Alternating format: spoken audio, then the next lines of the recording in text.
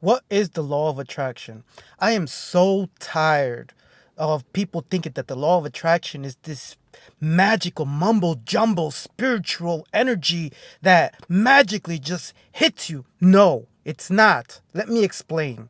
The reason I'm focusing so much on the subconscious mind is exactly for this reason. When you have control of your subconscious mind, your subconscious mind controls your conscious mind, and your conscious mind controls your body, your movement, your mannerism, how you express yourself, how you talk, how you walk. It controls your perspective on life, which means how you view things, because your perspective is going to lead you to what you're looking for subconsciously. The messages you get from movies, the lyrics you hear from songs, it's all different. You will get a different message depending on the state of your subconscious mind. What you speak about, why you speak about it sends a specific message to the people around you as well.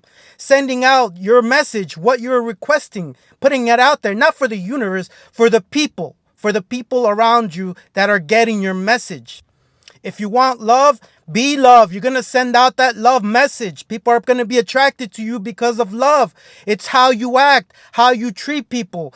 If you send out the love message, you're going to trigger their love message. They're just going to be triggered and they're going to want to love you naturally. But you're not going to love them if you don't love yourself. It's the same thing if you want sex. You act sexual, you act sensual, you're confident, you look at people in a certain way and they get the message. It's all subconscious. You're not going to get what you consciously want if subconsciously you feel like shit. If you think you're a piece of crap, you're going to attract crap. The law of attraction is what you subconsciously feel about yourself. Period.